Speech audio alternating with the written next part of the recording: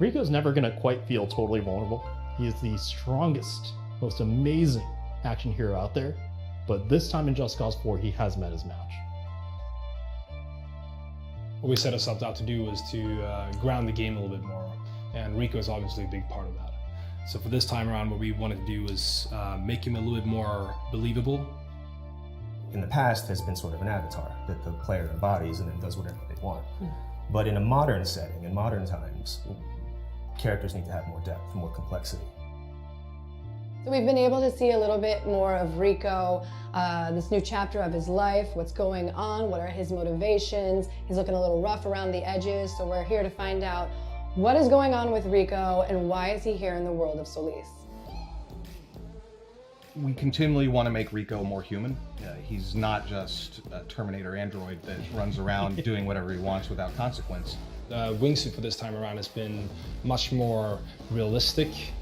How it works both with Rico, but how it reacts to wind and the world in general.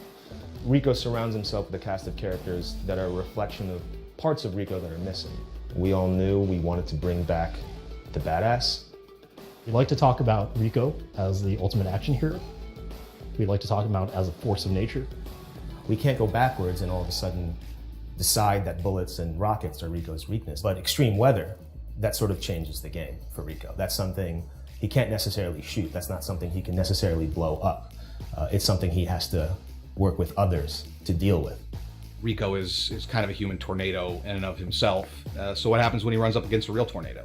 Yeah, usually where Rico goes, there's chaos. Having like tornadoes and hurricanes fit perfectly well into that, adding more chaos.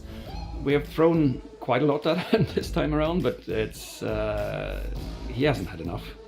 Rico doesn't feel like this cardboard cutout of a character anymore. Like, he doesn't feel like just your mid-30s action hero.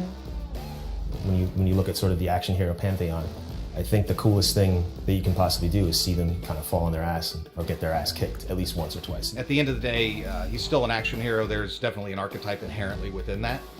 But we want him to be his own guy. We want Rico Rodriguez to be distinguishable from kind of the field of action heroes. So it's very easy to sit with an art director or a lead character artist and say, this is what I'm feeling, makes sense.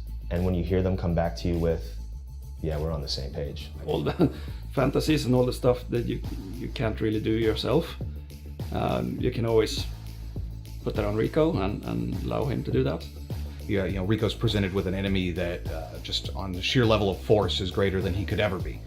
But he's still rocking a leather jacket in the jungle, so he's still that guy that you kind of enjoy playing as and you know, taking on the world with.